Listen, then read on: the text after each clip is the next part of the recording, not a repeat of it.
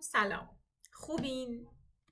نکته‌ای که امروز می‌خوایم راجبش حرف بزنیم اینه که یه وقتایی آدما از بدنشون غافل میشن و نمیتونن خبردار بشن داره چی تو بدنشون میگذره. گوششون به صدای بدن شنوا نیست. در نتیجه بدن یواشکی به جای روانشون حرف میزنه و اونا نمیشنون و کلاً به نشونه‌های بدنی آگاه نیستن. همونطور که ما یه روایت کلامی داریم، بدن ما هم یه داستانی برای گفتن داره.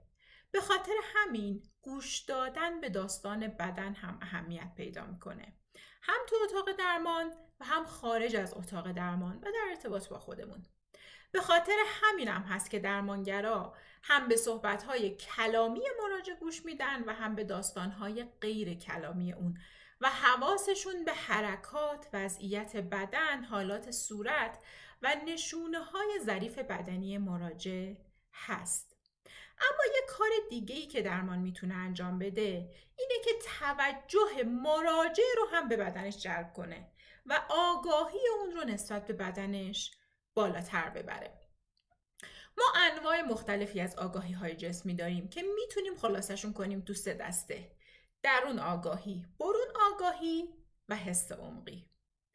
درون آگاهی به معنای احساس و آگاهی از وضعیت درونی بدنه، مثل گرسنگی، تشنگی و بقیه احساسات داخلی، یعنی احساس تپش قلب، احساس دلپیچه، سوزش معده و از این قبیل.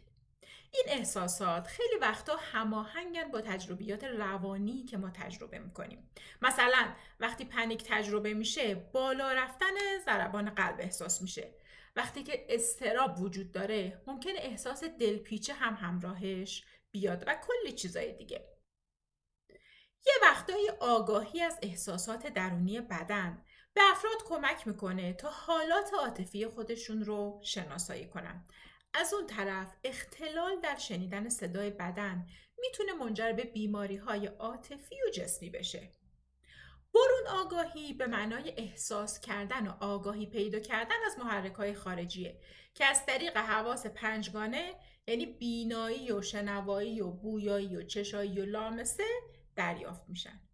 این آگاهی به افراد کمک میکنه تا داده‌های حسی رو از محیط دریافت کنن و تفسیر کنن و رفتارها و نگرش‌های خودشون رو با محرک‌ها هماهنگ کنن.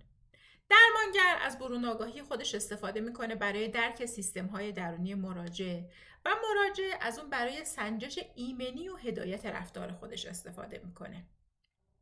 و حس عمقی شامل آگاهی از موقعیت و حرکت بدن با استفاده از گیرنده های حسی در پوست، ماهیچه ها و مفاصله. حس عمقی به معنای آگاهی از وضعیت و حرکت اعضای بدن در فضا بدون استفاده از حس بینایی، مثل دونستن موقعیت دست یا پا بدون نگاه کردن به اون. این حس همون حسیه که بهمون اجازه میده بدون اینکه آینه داشته باشیم بتونیم گوشواره گوشمون کنیم. حس عمقی تحت تاثیر عواملی مثل بیماری، تروما، افزایش سن میتونه مشکل پیدا کنه و تروما یکی از مواردیه که میتونه همه این آگاهی ها رو تحت تاثیر قرار بده. یکی از کارهایی که تو کار با مراجعای تروما دیده باید انجام بدیم، افزایش آگاهی مراجعا از بدنشونه. پس کار با بدن شامل چند بخش میشه. یک، اینکه درمانگر حواسش به داستان بدن مراجع و همچنین بدن خودش باشه. دو، اینکه آگاهی مراجع رو هم از بدنش افزایش بده. و سه، در مواردی که آگاهی مختل شده برای بازیابی این آگاهی برنامه‌ریزی و درمان انجام بشه. و یه رویکردی که به طور ویژه روی این موضوع کار میکنه، رویکرد سیستم‌های خانوادگی درونیه. رویکرد سیستم‌های خانواده درونی یا Internal Family System، به اختصار IFS، یه مدل رواندرمانیه که توسط دکتر ریچارد شوارتز مطرح شده.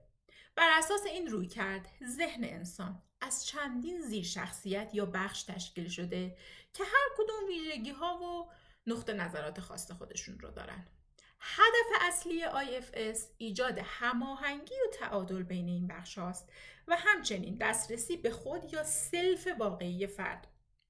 که یه سری ویژگی‌های درمانی خارق‌العاده داره.